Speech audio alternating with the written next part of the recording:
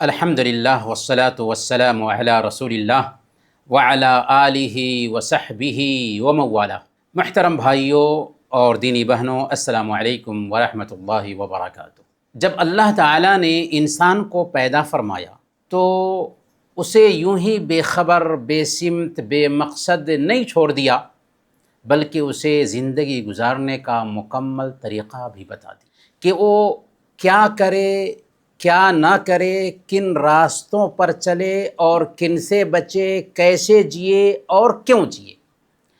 اللہ تعالیٰ نے ہدایت کا چراغ روشن کیا جو وحی کی صورت میں قرآن اور سنت کے ذریعہ انسانوں تک پہنچایا، تاکہ انسان اندھیروں سے نکل کر کے اجالے کی طرف آ جائیں اور دنیا اور آخرت میں کامیاب ہو سکیں۔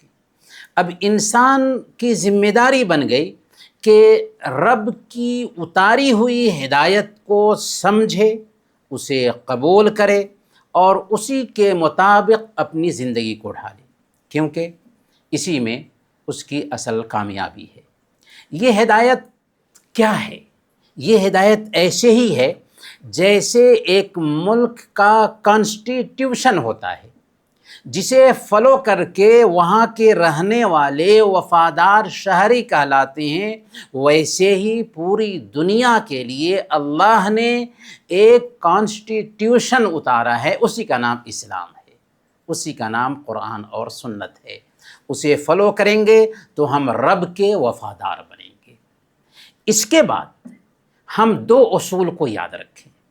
پہلا اصول یہ ہے کہ دین وہ ہے جو اللہ اور اس کے رسول نے ہمیں سکھایا اور خلفائے راشدین نے اس پر عمل کیا، اور اس کے بعد جو کچھ بھی دین میں شامل کیا گیا وہ کتنا ہی اٹریکٹیو کیوں نہ ہو، اگر وہ قرآن اور حدیث اور صحابہ کی سمجھ سے ہٹ کر ہے تو وہ دین نہیں بلکہ ایجاد بندہ ہے۔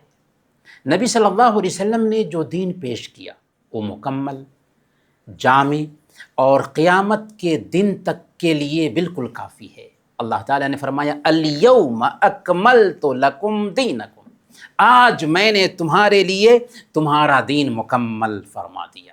اعلان یہ صاف بتا رہا ہے کہ دین مکمل ہو چکا ہے، اب اس میں نہ کمی کی گنجائش ہے نہ اضافہ کی گنجائش۔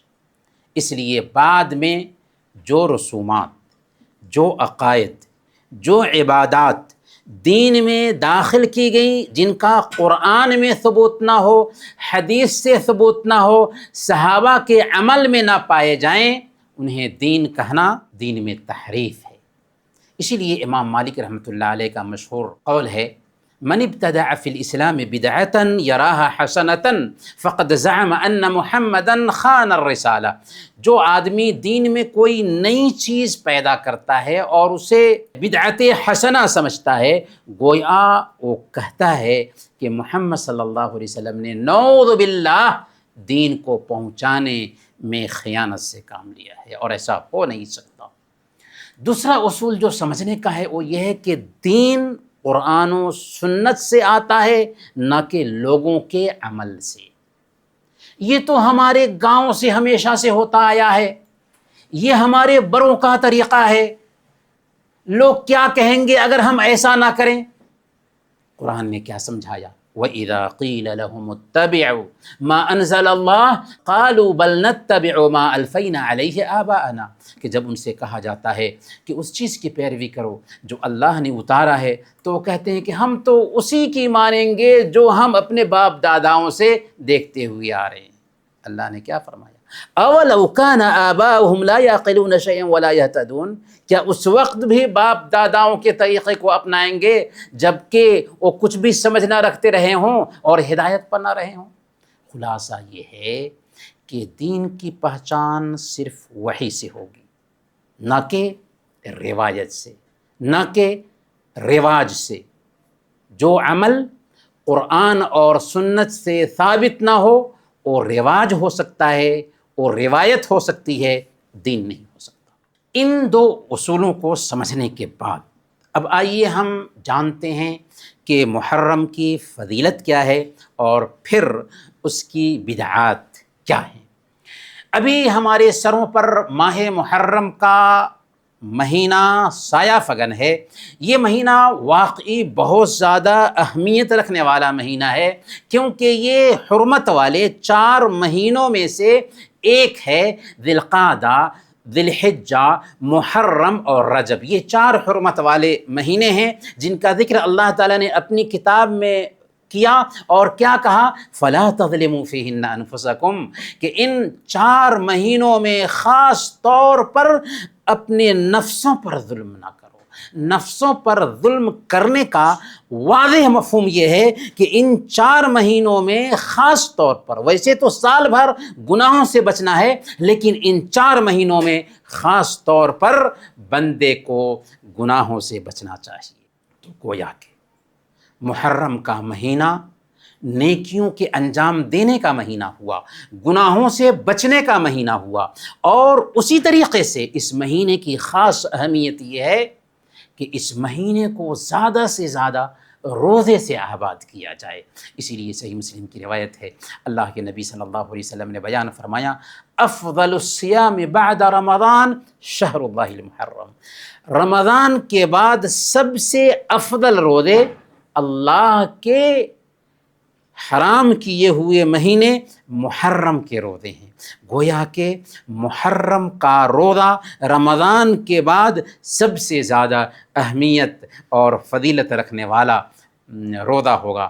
اسی لیے ابو عثمان النہدی رحمۃ اللہ علیہ کہتے ہیں کہ کانوا یعظمون 3 عشرات، کہ اللہ والے اسلاف کرام 3 عشروں کی قدر کیا کرتے تھے، رمضان کا آخری عشرہ، ذو الحجہ اور محرم کا پہلا عشرہ۔ محرم کے مہینے میں یوں تو پورے مہینے روزہ رکھیں تو اچھی بات ہے، البتہ خاص طور پر عاشورہ کا جو دن ہے وہ بہت زیادہ اہمیت کا حامل ہے۔ اس دن روزہ رکھنے کا اہتمام کرنا چاہیے۔ کیوں؟ اس لیے کہ اللہ کے نبی صلی اللہ علیہ وسلم مکی زندگی میں خود روزہ رکھتے تھے، یہاں تک کہ کفار قریش بھی اس دن روزہ رکھتے تھے۔ جب اللہ کے نبی صلی اللہ علیہ وسلم ہجرت کر کے مدینہ آئے تو مدینہ کے یہودیوں کو عاشورہ کے دن 10 محرم کو روزہ رکھتے ہوئے دیکھا، تو آپ نے ان سے پوچھا، ما هذا اليوم الذي تصومون، آخر اس دن تم لوگ کیوں روزہ رکھتے ہو، اس کی کیا اصلیت ہے؟ تو انہوں نے کہا، هذا يوم عظيم انجى الله فيه موسى وقومه واغرق فرعون وقومه فصامه موسى شكرا فنحن نصومه، کہ آج کا دن بہت زیادہ اہمیت رکھنے والا دن ہے۔ اللہ تعالیٰ نے حضرت موسیٰ علیہ السلام کو بنو اسرائیل کے ساتھ فرعون کے چنگل سے نجات دیا تھا، تو موسیٰ علیہ السلام نے روزہ رکھا تھا، لہذا ہم بھی آج کے دن روزہ رکھتے ہیں۔ تو اللہ کے نبی صلی اللہ علیہ وسلم نے کیا فرمایا؟ آپ نے فرمایا، فَنَحْنُ أَحَقُّ وَأَوْلَى بِمُوسَىٰ مِنْكُمْ، کہ ہم تم لوگوں کے مقابلہ میں موسیٰ علیہ السلام کے زیادہ قریب اور روزہ رکھنے کے زیادہ حقدار ہیں۔ چنانچہ آپ نے خود روزہ رکھا اور صحابہ کرام کو بھی روزہ رکھنے کا حکم دیا۔ اور راجح قول کے مطابق رمضان کے روزے کی فرضیت سے پہلے عاشورہ کا روزہ فرض تھا۔ جب ہجرت مدینہ کے دوسرے سال رمضان کے روزے فرض قرار دے دیے گئے تو عاشورہ کے روزے کو اختیاری کر دیا گیا کہ جو چاہے رکھے، جو چاہے نہ رکھے۔ البتہ اللہ کے نبی صلی اللہ علیہ وسلم عاشورہ کا روزہ صرف 10 محرم کو ہی رکھتے رہے۔ صحابہ کرام نے اللہ کے نبی صلی اللہ علیہ وسلم کی وفات سے 1 سال پہلے، جیسا کہ صحیح مسلم میں آیا ہے، یہ اشکال پیش کیا تھا کہ ھذا یوم تعظمہ الیہود والنصارى، کہ عاشورہ کا دن وہ دن ہے کہ جس کی تعظیم یہود و نصارہ بھی کرتے ہیں، اور اللہ کے نبی صلی اللہ علیہ وسلم چاہتے تھے کہ یہود و نصارہ کی ہر عمل میں مخالفت کی جائے۔ چنانچہ آپ نے فرمایا تھا، فَإِذَا كَانَ الْعَامُ الْمُقْبِلُ إِنْ شَاءَ اللَّهُ صُمْنَا الْيَوْمَ التَّاسِعَ، کہ اگلے سال زندہ رہا تو 10ویں محرم کے ساتھ 9ویں محرم کا بھی روزہ رکھیں گے۔ لیکن اتفاق یہ کہیے کہ اگلا محرم آنے سے پہلے ہی اللہ کے نبی صلی اللہ علیہ وسلم ربیع الاول کے مہینے میں وفات پا چکے۔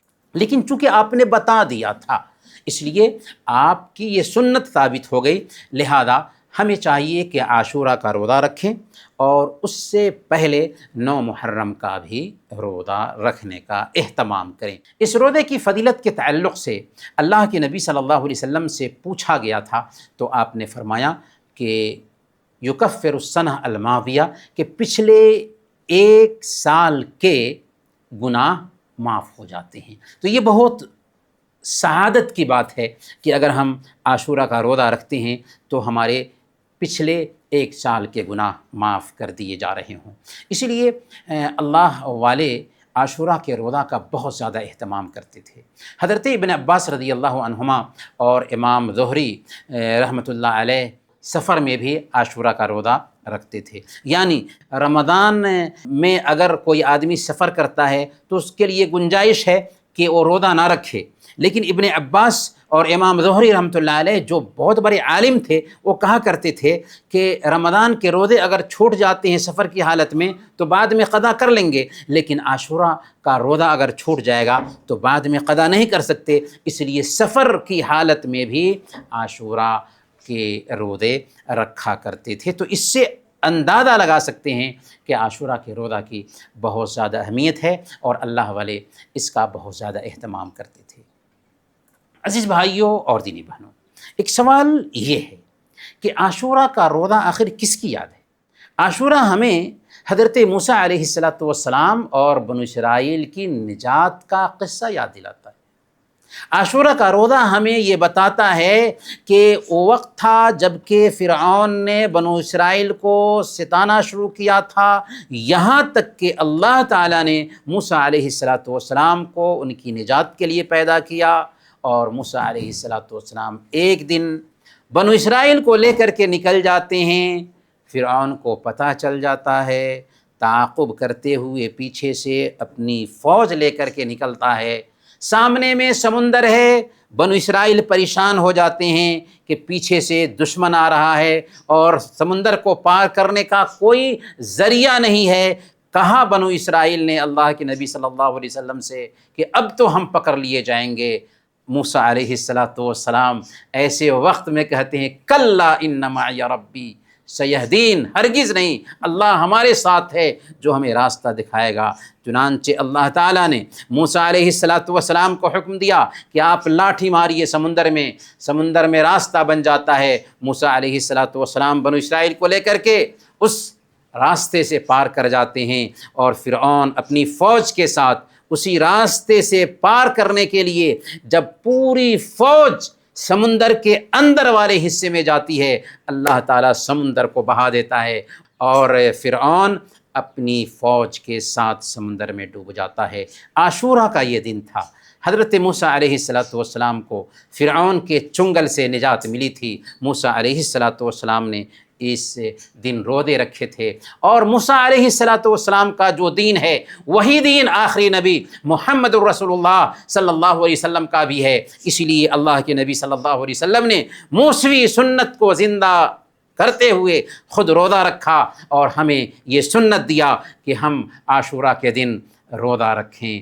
یہ ہے اللہ کے نبی صلی اللہ علیہ وسلم کی سنت، اور یہ ہے عاشورہ کی حقیقت، اور بس اس سے ہمیں سمجھ میں آ گیا کہ سنت کیا ہے جسے فالو کرنا چاہیے۔ اور آج ہمارے سماج میں محرم کے نام پر جو کچھ بھی ہوتا ہے اس کو آسانی سے ہم سمجھ کر کے دونوں میں فرق کر سکتے ہیں۔